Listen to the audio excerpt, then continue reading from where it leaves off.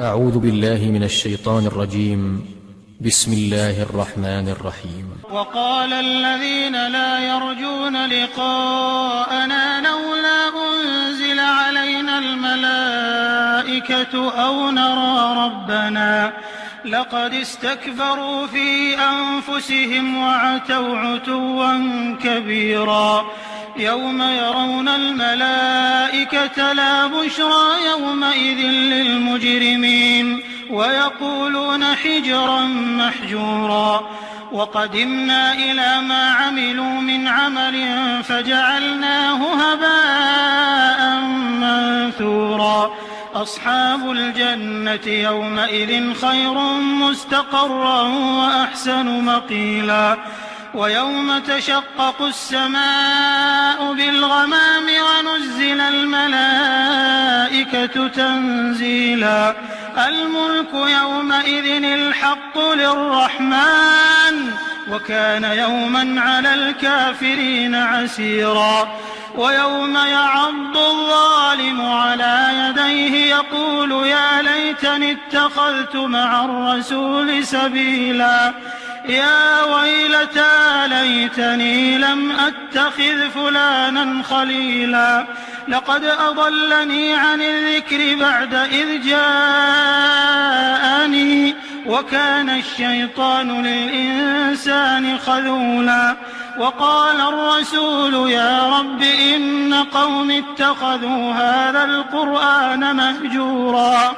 وكذلك جعلنا لكل نبي عدوا من المجرمين وكفى بربك هاديا ونصيرا. وقال الذين كفروا لولا نزل عليه القرآن جملة واحدة كذلك لنثبت به فؤادك ورتلناه ترتيلا. ولا يأتونك بمثل إلا جئناك بالحق وأحسن تفسيرا. الذين يحشرون على وجوههم إلى جهنم أولئك شر مكانا وأضل سبيلا.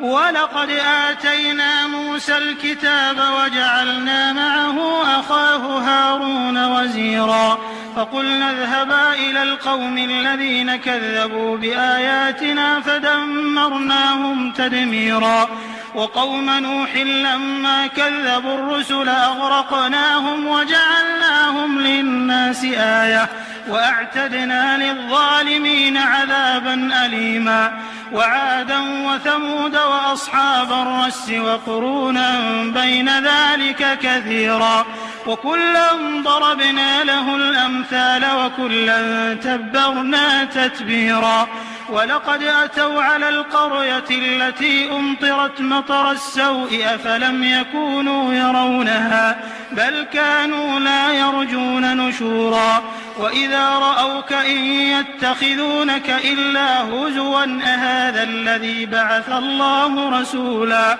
إن كاد ليضلنا عن آلهتنا لولا أن صبرنا عليها. وسوف يعلمون حين يرون العذاب من أضل سبيلا. أرأيت من اتخذ إلهه هواه أفأنت تكون عليه وكيلا. أم تحسب أن أكثرهم يسمعون أو يعقلون إن هم إلا كالأنعام بل هم أضل سبيلا. ألم تر إلى ربك كيف مد الظل ولو شاء لجعله ساكنا ثم جعلنا الشمس عليه دليلا ثم قبضناه إلينا قبضا يسيرا. وهو الذي جعل لكم الليل لباسا والنوم سباتا وجعل النهار نشورا. وهو الذي أرسل الرياح بشرا بين يدي رحمته وأنزلنا من السماء ماء طهورا لنحيي به بلدة ميتا ونسقيه مما خلقنا أنعاما وأناسيا كثيرا. ولقد صرفناه بينهم ليذكروا فأبى أكثر الناس إلا كفورا. ولو شئنا لبعثنا في كل قرية نذيرا فلا تطع الكافرين وجاهدهم به جهادا كبيرا وهو الذي مرج البحرين هذا عذب فرات وهذا ملح أجاج وجعل بينهما برزخا وحجرا محجورا وهو الذي خلق من الماء بشرا فجعله نسبا وصهرا وكان ربك قديرا ويعبدون من دون الله ما لا ينفعهم ولا يضرهم وكان الكافر على ربه ظهيرا وما أرسلناك إلا مبشرا ونذيرا قل ما أسألكم عليه من أجر إلا من شاء أن يتخذ إلى ربه سبيلا وتوكل على الحي الذي لا يموت وسبح بحمده وكفى به بذنوب عباده خبيرا الذي خلق السماوات والأرض وما بينهما في 6 أيام ثم استوى على العرش الرحمن فاسأل به خبيرا وإذا قيل لهم اسجدوا للرحمن قالوا وما الرحمن أنسجد لما تأمرنا وزادهم نفورا تبارك الذي جعل في السماء بروجا وجعل فيها سراجا وقمرا منيرا وهو الذي جعل الليل والنهار خلفة لمن أراد أن يذكر أو أراد شكورا وعباد الرحمن الذين يمشون على الأرض هونا وإذا خاطبهم الجاهلون قالوا سلاما والذين يبيتون لربهم سجدا وقياما والذين يقولون ربنا اصرف عنا عذاب جهنم إن عذابها كان غراما إنها ساءت مستقرا ومقاما والذين إذا أنفقوا لم يسرفوا ولم يقتروا وكان بين ذلك قواما والذين لا يدعون مع الله إلها آخر ولا يقتلون النفس التي حرم الله إلا بالحق ولا يزنون ومن يفعل ذلك يلقى أثاما يضاعف له العذاب يوم القيامة ويخلد فيه مهانا إلا من تاب وآمن وعمل عملا صالحا فأولئك يبدل الله سيئاتهم حسنات وكان الله غفورا رحيما ومن تاب وعمل صالحا فإنه يتوب إلى الله متابا والذين لا يشهدون الزور وإذا مروا باللغو مروا كراما والذين إذا ذكروا بآيات ربهم لم يخروا عليها صما وعميانا والذين يقولون ربنا هب لنا من أزواجنا وذرياتنا قرة أعين وجعلنا للمتقين إماما أولئك يجزون الغرفة بما صبروا ويلقون فيها تحية وسلاما خالدين فيها حسنت مستقرا ومقاما قل ما يعبأ بكم ربي لولا دعاؤكم فقد كذبتم فسوف يكون لزاما. أعوذ بالله من الشيطان الرجيم. بسم الله الرحمن الرحيم. طاسيم تلك آيات الكتاب المبين لعلك باخع نفسك ألا يكونوا مؤمنين إن نشأ ننزل عليهم من السماء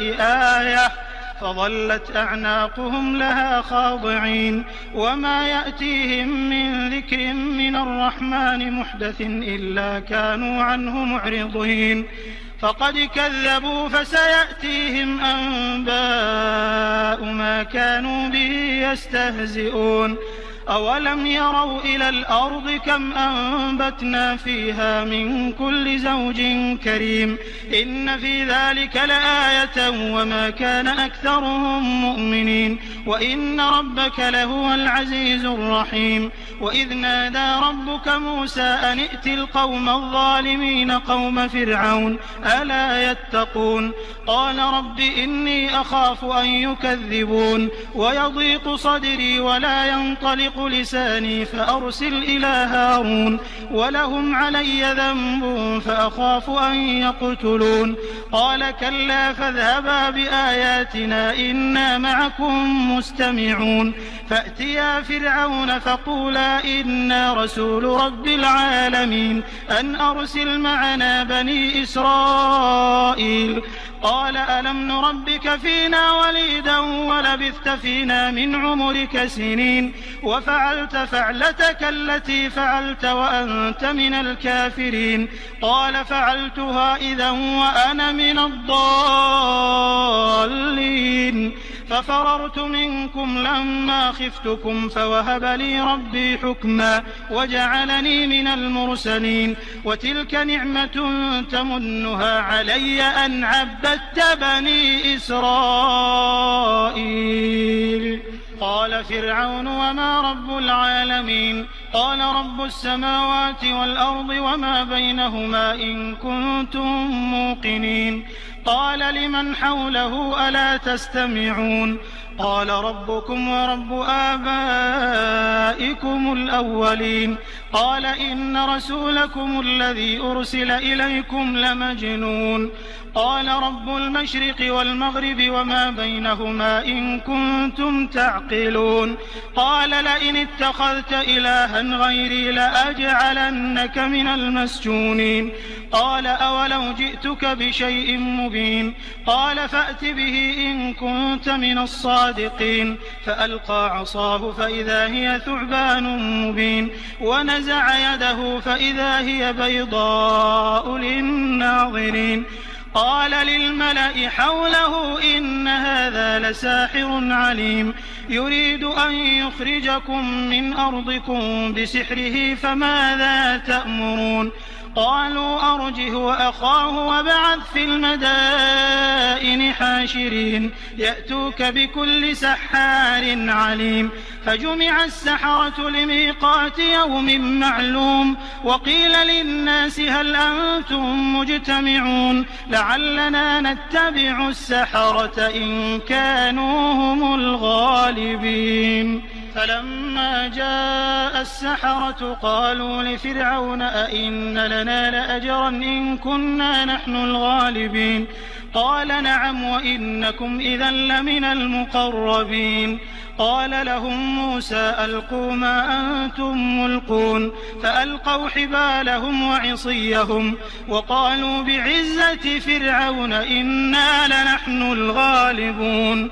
فألقى موسى عصاه فإذا هي تلقف ما يأفكون فألقي السحرة ساجدين قالوا آمنا برب العالمين رب موسى وهارون قال آمنتم له قبل أن آذن لكم إنه لكبيركم الذي علمكم السحر فلسوف تعلمون لأقطعن أيديكم وأرجلكم من خلاف ولأصلبنكم أجمعين قالوا لا ضير إنا إلى ربنا منقلبون إنا نطمع أن يغفر لنا ربنا خطايانا أن كنا أول المؤمنين وأوحينا إلى موسى أن أسر بعبادي إنكم متبعون فأرسل فرعون في المدائن حاشرين إن هؤلاء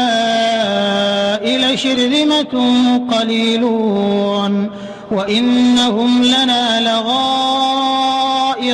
وإنا لجميع حاذرون فأخرجناهم من جنات وعيون وكنوز ومقام كريم كذلك وأورثناها بني إسرائيل فأتبعوهم مشرقين فلما تراءى الجمعان قال أصحاب موسى إنا لمدركون قال كلا إن معي ربي سيهدين فأوحينا إلى موسى أن اضرب بعصاك البحر فانفلق فكان كل فرق كالطود العظيم وأزلفنا ثم الآخرين وأنجينا موسى ومن معه أجمعين ثم أغرقنا الآخرين إن في ذلك لآية وما كان أكثرهم مؤمنين وإن ربك لهو العزيز الرحيم واتل عليهم نبأ إبراهيم إذ قال لأبيه وقومه ما تعبدون قالوا نعبد أصناما فنظل لها عاكفين قال هل يسمعونكم إذ تدعون أو ينفعونكم أو يضرون قالوا بل وجدنا آباءنا كذلك يفعلون قال أفرأيتم ما كنتم تعبدون أنتم وآباؤكم الأقدمون فإنهم عدو لي إلا رب العالمين الذي خلقني فهو يهدين والذي هو يطعمني ويسقين وإذا مرضت فهو يشفين والذي يميتني ثم يحيين والذي أطمع أن يغفر لي خطيئتي يوم الدين رب هب لي حكما وألحقني بالصالحين واجعل لي لسان صدق في الآخرين واجعلني من ورثة جنة النعيم واغفر لأبي إنه كان من الضالين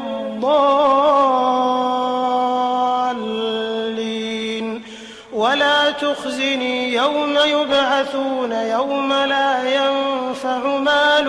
ولا بنون إلا من أتى الله بقلب سليم وأزلفت الجنة للمتقين وبرزت الجحيم للغاوين وقيل لهم أين ما كنتم تعبدون من دون الله هل ينصرونكم أو ينتصرون فكبكبوا فيها هم والغاوون وجنود إبليس أجمعون قالوا وهم فيها يختصمون تالله إن كنا لفي ضلال مبين إذ نسويكم برب العالمين وما أضلنا إلا المجرمون فما لنا من شافعين ولا صديق حميم فلو أن لنا كرة فنكون من المؤمنين إن في ذلك لآية وما كان أكثرهم مؤمنين وإن ربك لهو العزيز الرحيم كذبت قوم نوح المرسلين إذ قال لهم أخوهم نوح ألا تتقون إني لكم رسول أمين فاتقوا الله وأطيعون وما أسألكم عليه من أجر إن أجري إلا على رب العالمين فاتقوا الله وأطيعون قالوا أنؤمن لك واتبعك الأرذلون قال وما علمي بما كانوا يعملون إن حسابهم إلا على ربي لو تشعرون وما أنا بطارد المؤمنين إن أنا إلا نذير مبين قالوا لئن لم تنته يا نوح لتكونن من المرجومين قال رب إن قومي كذبون فافتح بيني وبينهم فتحا ونجني ومن معي من المؤمنين فأنجيناه ومن معه في الفلك المشحون ثم أغرقنا بعد الباقين إن في ذلك لآية وما كان أكثرهم مؤمنين وإن ربك لهو العزيز الرحيم كذبت عاد المرسلين إذ قال لهم أخوهم هود ألا تتقون إني لكم رسول أمين فاتقوا الله وأطيعون وما أسألكم عليه من أجر إن أجري إلا على رب العالمين أتبنون بكل ريع آية تعبثون وتتخذون مصانع لعلكم تخلدون وإذا بطشتم جبارين فاتقوا الله وأطيعون واتقوا الذي أمدكم بما تعلمون أمدكم بأنعام وبنين وجنات وعيون إني أخاف عليكم عذاب يوم عظيم قالوا سواء علينا أوعظت أم لم تكن من الواعظين إن هذا إلا خلق الأولين وما نحن بمعذبين فكذبوه فأهلكناهم إن في ذلك لآية وما كان أكثرهم مؤمنين وإن ربك لهو العزيز الرحيم كذبت ثمود المرسلين إذ قال لهم أخوهم صالح ألا تتقون إني لكم رسول أمين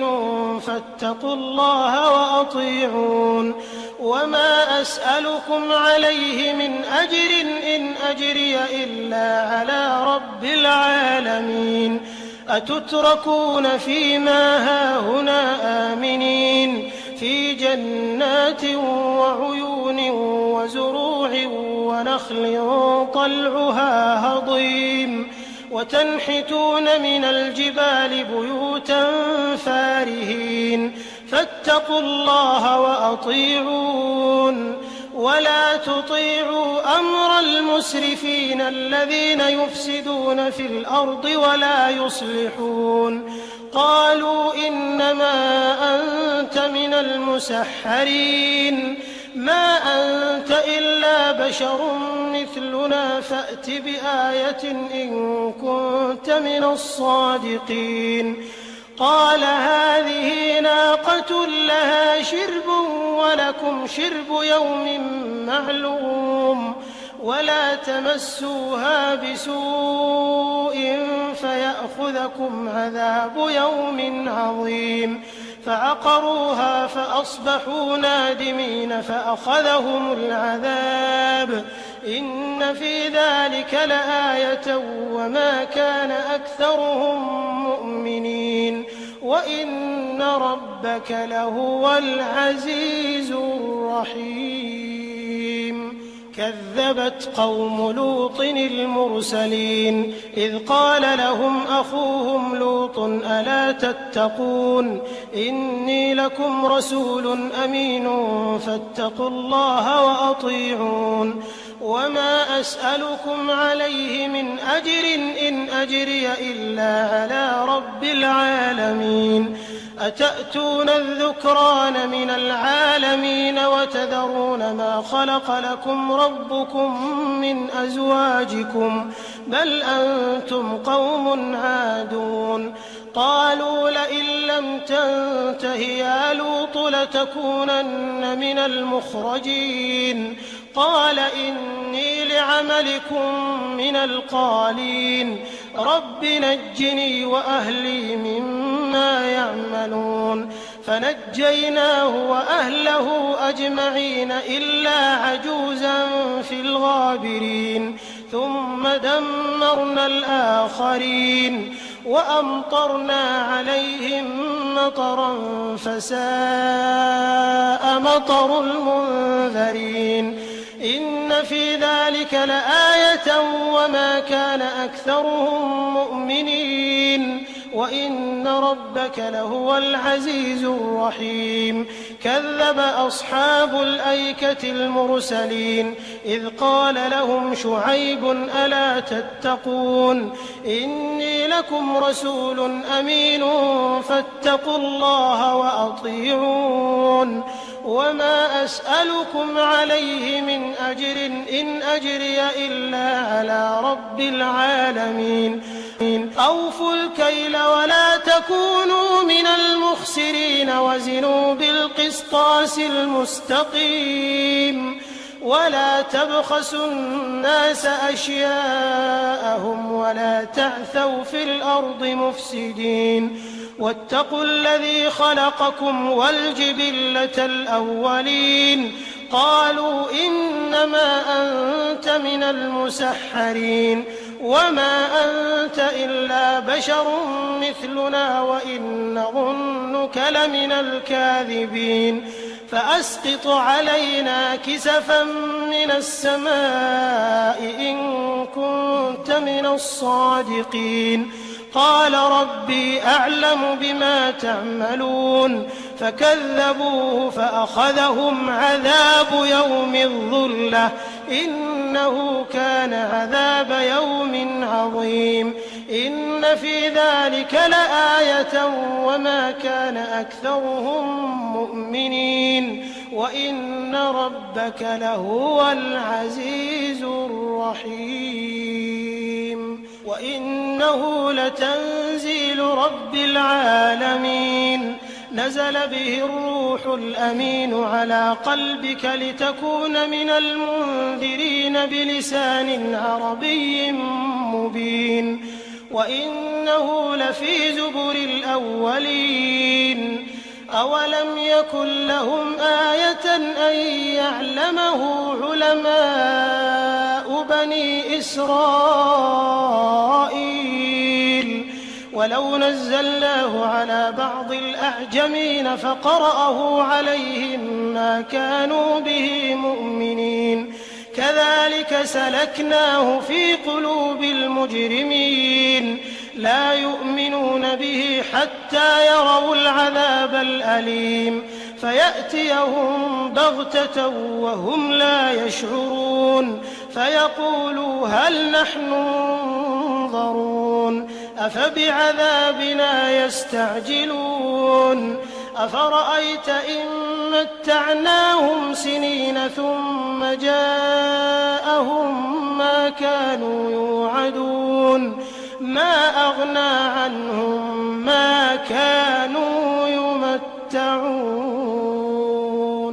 وما أهلكنا من قرية إلا لها منذرون ذكرى وما كنا ظالمين وما تنزلت به الشياطين وما ينبغي لهم وما يستطيعون إنهم عن السمع لمعزولون فلا تدع مع الله إلها آخر فتكون من المعذبين وأنذر عشيرتك الأقربين واخفض جناحك لمن اتبعك من المؤمنين فإن عصوك فقل إني بريء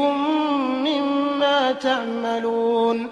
وتوكل على العزيز الرحيم الذي يراك حين تقوم وتقلبك في الساجدين إنه هو السميع العليم هل أنبئكم على من تنزل الشياطين تنزل على كل أفاك أثيم يلقون السمع وأكثرهم كاذبون والشعراء يتبعهم الغاوون ألم تر أنهم في كل واد يهيمون وأنهم يقولون ما لا يفعلون إلا الذين آمنوا وعملوا الصالحات وذكروا الله كثيرا وانتصروا من بعد ما ظلموا وسيعلم الذين ظلموا أي منقلب ينقلبون. بسم الله الرحمن الرحيم. تلك آيات القرآن وكتاب مبين هدى وبشرى للمؤمنين الذين يقيمون الصلاة ويؤتون الزكاة وهم بالآخرة هم يوقنون إن الذين لا يؤمنون بالآخرة زينا لهم أعمالهم فهم يعمهون أولئك الذين لهم سوء العذاب وهم في الآخرة هم الأخسرون وإنك لتلقى القرآن من لدن حكيم عليم إذ قال موسى لأهله إني آنست نارا سآتيكم منها بخبر أو آتيكم بشهاب قبس لعلكم تصطلون فلما جاءها نودي أن بورك من في النار ومن حولها وسبحان الله رب العالمين يا موسى إنه أنا الله العزيز الحكيم وألق عصاك فلما رآها تهتز كأنها جان ولا مدبرا ولم يعقب يا موسى لا تخف إني لا يخاف لدي المرسلون إلا من ظلم ثم بدل حسنا بعد سوء فإني غفور رحيم وأدخل يدك في جيبك تخرج بيضاء من غير سوء في 9 آيات إلى فرعون وقومه إنهم كانوا قوما فاسقين فلما جاءتهم آياتنا مبصرة قالوا هذا سحر مبين وجحدوا بها واستيقنتها أنفسهم ظلما وعلوا فانظر كيف كان عاقبة المفسدين ولقد آتينا داود وسليمان علما وقال الحمد لله الذي فضلنا على كثير من عباده المؤمنين وورث سليمان داود وقال يا أيها الناس علمنا منطق الطير وأوتينا من كل شيء إن هذا لهو الفضل المبين وحشر لسليمان جنوده من الجن والإنس والطير فهم يوزعون حتى إذا أتوا على واد النمل قالت نملة يا أيها النمل ادخلوا مساكنكم لا يحطمنكم سليمان وجنوده وهم لا يشعرون فتبسم ضاحكا من قولها وقال رب أوزعني أن أشكر نعمتك التي أنعمت علي وعلى والدي وأن أعمل صالحا ترضاه وأدخلني برحمتك في عبادك الصالحين وتفقد الطير فقال ما لي لا أرى الهدهد أم كان من الغائبين لأعذبنه عذابا شديدا أو لأذبحنه أو ليأتيني بسلطان مبين فمكث غير بعيد فقال أحطت بما لم تحط به وجئتك من سبأ بنبأ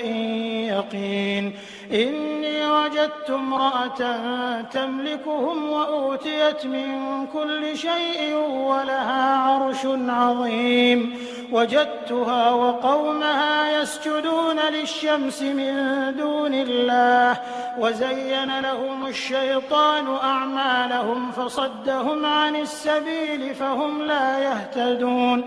ألا يسجدوا لله الذي يخرج الخبأ في السماوات والأرض ويعلم ما تخفون وما تعلنون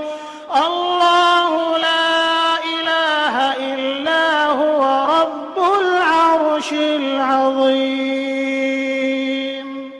قال سننظر أصدقت أم كنت من الكاذبين اذهب بكتابي هذا فألقه إليهم ثم تول عنهم فانظر ماذا يرجعون قالت يا أيها الملأ إني ألقي إلي كتاب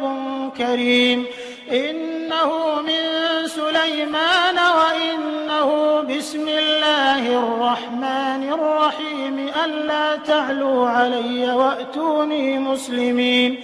قالت يا أيها الملأ أفتوني في أمري ما كنت قاطعة أمرا حتى تشهدون قالوا نحن أولو قوة وأولو بأس شديد والأمر إليك فانظري ماذا تأمرين قالت إن الملوك إذا دخلوا قرية أفسدوها وجعلوا أعزة أهلها أذلة وكذلك يفعلون وإني مرسلة إليهم بهدية فناظرة بما يرجع المرسلون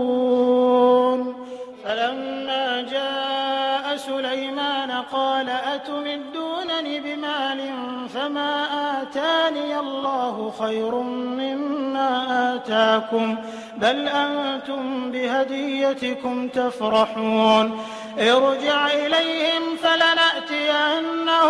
بجنود لا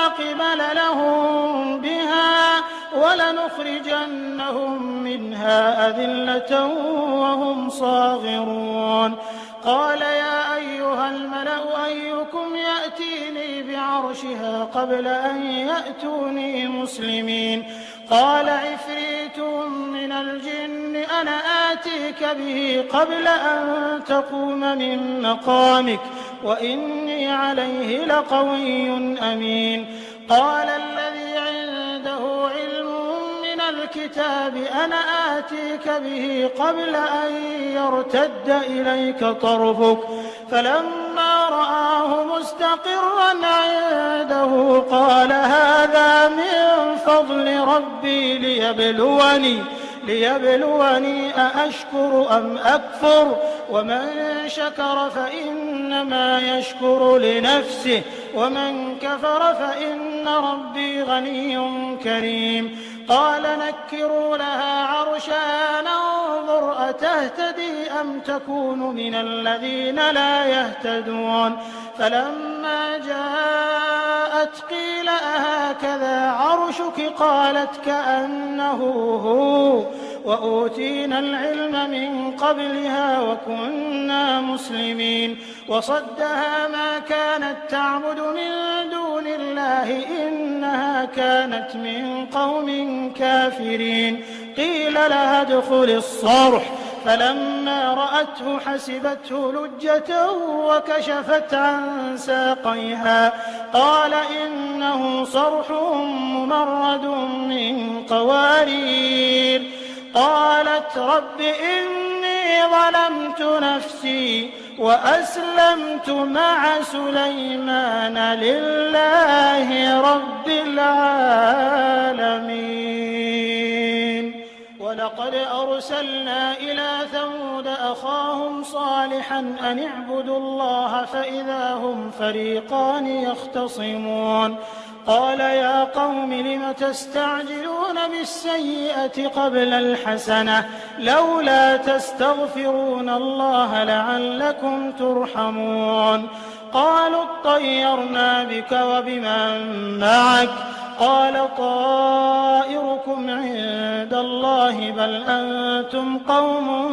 تفتنون وكان في المدينة 9 رهط يفسدون في الأرض ولا يصلحون قالوا تقاسموا بالله لنبيتنه وأهله ثم لنقولن لوليه ما شهدنا مهلك أهله وإنا لصادقون ومكروا مكرا ومكرنا مكرا وهم لا يشعرون فانظر كيف كان عاقبة مكرهم أنا دمرناهم وقومهم أجمعين فتلك بيوتهم خاوية بما ظلموا إن في ذلك لآية لقوم يعلمون وأنجينا الذين آمنوا وكانوا يتقون ولوطا إذ قال لقومه أتأتون الفاحشة وأنتم تبصرون أئنكم لتأتون الرجال شهوة من دون النساء بل أنتم قوم تجهلون